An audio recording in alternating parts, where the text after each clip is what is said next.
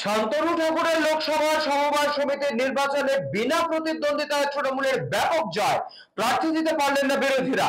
তৃণমূলের 11 জন সদস্য বিনা প্রতিদ্বন্দ্বিতায় জয়লাভ করলেন। প্রার্থী দিতে পারলেন না বিরোধীরা। তৃণমূলে 11 জন সদস্য বিনা প্রতিদ্বন্দ্বিতায় জয়লাভ করলেন। উত্তর 24 পরগনা জেলার স্বরূপনগর বিধানসভা কেন্দ্রের বাদুড়িয়া ব্লকের শাস্তানগর 1 নম্বর গ্রাম পঞ্চায়েতের মাগুরালি সফিরাবাদ শাস্তানগর সমবায় সমিতি নির্বাচনে তৃণমূলের 11 জন সদস্য বিনা প্রতিদ্বন্দ্বিতায় জয় করলেন। নির্ধারিত দিন নির্ধারিত সময় অতিক্রম হওয়ার পরও কোনো বিরোধী মনোনয়নপত্র জমা করেননি। তাই আজ ভোটের দিন তৃণমূলের মোট 11 জন সদস্য বিনা প্রতিদ্বন্দ্বিতায় জয়লাভ করলেন।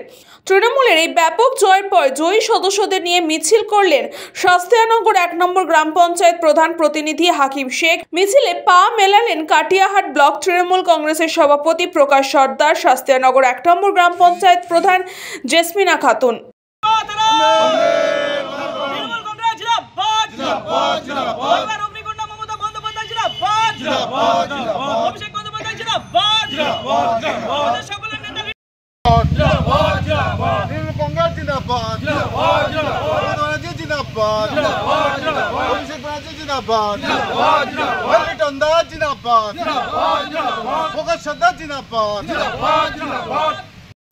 সমবায় ব্যাংকে আজকে আমাদের ভোটের আজকে রেজাল্ট ছিল এবং নমিনেশন সাবমিট করানোর সময় ছিল, শেষ হয়ে গেছে। আজকে তার রেজাল্ট বেরোলো।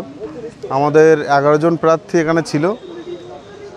বিনা প্রতিদ্বন্দ্বিতায় আমাদের 11 জন প্রার্থী জয় হয়ে গেছে এবং বিরোধীরা, আমরা চেয়েছিলাম যে ভোট করতে, কিন্তু বিরোধীরা তো কেউ নমিনেশন দেয়নি। মাগুরালি সফিরাবাদ শায়স্তনগর কৃষি উন্নয়ন প্রাইভেট লিমিটেড যে সমবায়ের নির্বাচন ছিল, সেই নির্বাচনের প্রতিযোগিতার প্রার্থী ছিল 11 জন। বিরোধী পক্ষের কোনো কিছু নমিনেশন না দেওয়ার কারণের জন্য বিনা প্রতিযোগিতায় সবাই এখানে নির্বাচিত হয় এবং আজকে তার শেষ দিন ছিল।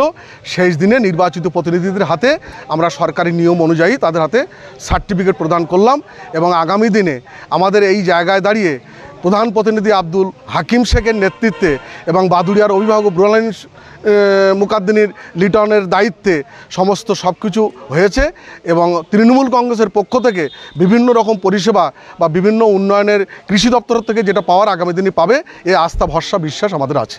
সুকান্ত দাসের রিপোর্ট, নিউজ বঙ্গ টাইম।